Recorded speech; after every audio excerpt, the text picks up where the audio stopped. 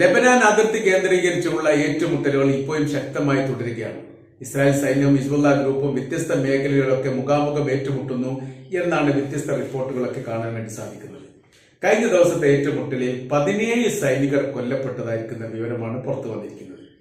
അതിനോടനുബന്ധിച്ച് ഹിസ്ബുള്ള ഗ്രൂപ്പിന്റെ മേഖലയിൽ സ്ഫോടനം നടത്തി വൈമാനിക സ്ഫോടനമാണ് പിന്നീട് ഉണ്ടായത് എന്നുള്ളതും അതിൽ ഒരുപാട് മരണങ്ങൾ നടന്നിരിക്കുന്നു എന്ന തരത്തിലുള്ള റിപ്പോർട്ടാണ് പുറത്തു വരുന്നത്. 8 സൈനികരാണ് 2 ദിവസം മുമ്പ് ലെബനാൻ അതിർത്തിയിൽ വെച്ച് കൊല്ലപ്പെടുന്നത്. അതോടനുബന്ധിച്ച് 17 സൈനികർ കൊല്ലപ്പെട്ടു എന്ന് പറഞ്ഞ സമയത്ത് ഗസയിൽ നടക്കുന്ന യുദ്ധത്തിന്റെ രീതിയല്ല, വ്യത്യസ്തമായിരിക്കുന്ന രീതിയാണ് ലെബനാന്റെ അതിർത്തിയിലും ലെബനാൻ തലസ്ഥാന നഗരിയുമായിട്ട് ബന്ധപ്പെട്ട ഭാഗങ്ങൾ ബെയ്റൂത്തിന്റെ ഏരിയയിലൊക്കെ ഇപ്പോൾ നടന്നുകൊണ്ടിരിക്കുന്നത് എന്നാണ് മനസ്സിലാക്കാൻ വേണ്ടി പറ്റുന്നത്. ശക്തമായിരിക്കുന്ന ഏറ്റുമുട്ടലുകൾ നടക്കുന്നു, ഒളിപ്പോർ യുദ്ധങ്ങൾ നടക്കുന്നു. അതുകൊണ്ട് തന്നെ ശത്രുവിനെ കാണാത്ത രീതിയിൽ പ്രതിരോധിക്കേണ്ട ഒരു പ്രത്യേക സാഹചര്യങ്ങൾ ഇസ്രായേൽ സൈന്യത്തിനുണ്ടാകുന്നു. വലിയ മരണങ്ങളും നാശങ്ങളും നഷ്ടങ്ങളും അതോടൊപ്പം തന്നെ കവചിത വാഹനത്തിന് നേരെയുള്ള ആക്രമണങ്ങളൊക്കെ ഒരു തുടർച്ചാ സംഭവമായിട്ട് നിലനിൽക്കുന്നതിനിടയിലാണ് ഇസ്രായേൽ പിന്നീട് വൈമാനിക യുദ്ധവുമായിട്ട് ബന്ധപ്പെട്ട് വ്യോമ യുദ്ധങ്ങൾ നടത്തി അതിനാൽ ഒരുപാട് ബിൽഡിങ്ങുകൾ നഷ്ടപ്പെടുകയും പൊളിഞ്ഞു തകരുകയും ചെയ്തതും അതോടനുബന്ധിച്ച് മരണങ്ങളും റിപ്പോർട്ട് ചെയ്തു.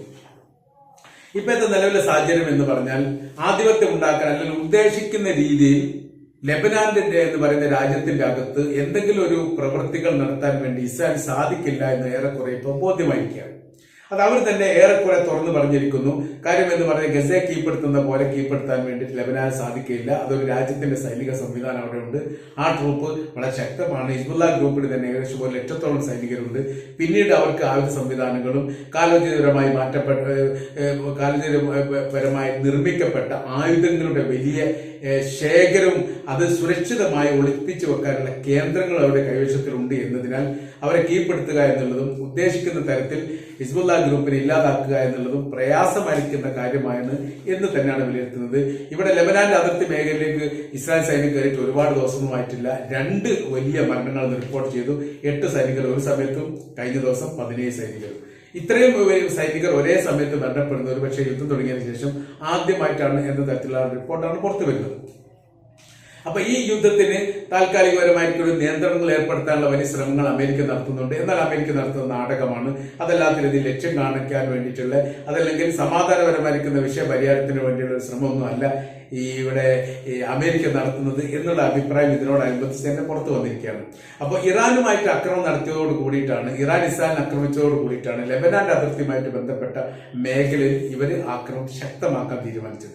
അപ്പോൾ ഇസ്രായേലിൽ നിന്ന് ഇറാനെ ആക്രമിക്കാൻ വേണ്ടി എളുപ്പത്തിൽ സാധിക്കില്ല. മാത്രമല്ല അത് മേഖലാ യുദ്ധമായിട്ട് പരിണമിക്കും.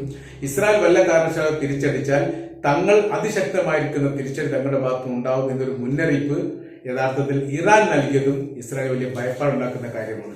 അവിടെ എല്ലാ അയൺ ഡോം സംവിധാനങ്ങളും തകർക്കാൻ മാത്രം പാകത്തിലുള്ള സൈനിക സംവിധാനങ്ങൾ ഹിസ്ബുള്ള ഗ്രൂപ്പിന്റെ കൈവശത്തിലും ഇറാന്റെ കൈവശത്തിലും ഉണ്ട് എന്ന് ഏറെക്കുറെ കഴിഞ്ഞ ആക്രമണത്തോടനുബന്ധിച്ച് തന്നെ ബോധ്യപ്പെട്ടതാണ്. അവിടെയാണ് 150ഓളം മിസൈലുകൾ വന്ന് 90% ലക്ഷ്യത്തിലെത്തി എന്നുള്ളതാണ് ഇറാൻ അവകാശപ്പെടുന്നത്. എന്നാൽ വേണ്ട വിധം ലക്ഷ്യം കണ്ടിട്ടില്ല എന്ന് ഇസ്രായേൽ പറയുന്നുണ്ടെങ്കിലും ഇതിൽ കനത്ത രീതിയിലുള്ള തിരിച്ചടി ഇസ്രായേലിന്റെ ഭാഗത്ത് ഉണ്ടാവും എന്ന് ഇസ്രായേൽ തന്നെ പറഞ്ഞതോടുകൂടി അവർക്ക് വലിയ രീതിയിൽ മുറിവേറ്റിരിക്കുന്നു എന്നുള്ള ഏറെക്കുറെ ഉറപ്പാണ്. ഇസ്രായേലിനെ സംരക്ഷിക്കാൻ വേണ്ടി രാജ്യത്തിന്റെ വ്യത്യസ്തമായിരിക്കുന്ന മേഖലകളിലെല്ലാം അമേരിക്ക സൈനിക സംവിധാനങ്ങളും യുദ്ധ സാമഗ്രികളും യുദ്ധപ്പടകളൊക്കെ നിർത്തിയിട്ടും ഇറാൻ ആക്രമിച്ചതോടനുബന്ധിച്ച് തിരിച്ചടിക്കാൻ യഥാർത്ഥത്തിൽ അമേരിക്കക്ക് പോലും ഭയം ഉണ്ടായിരിക്കുന്നു എന്നാണ് നമുക്ക് മനസ്സിലാക്കാൻ വേണ്ടി പറ്റുന്നത്.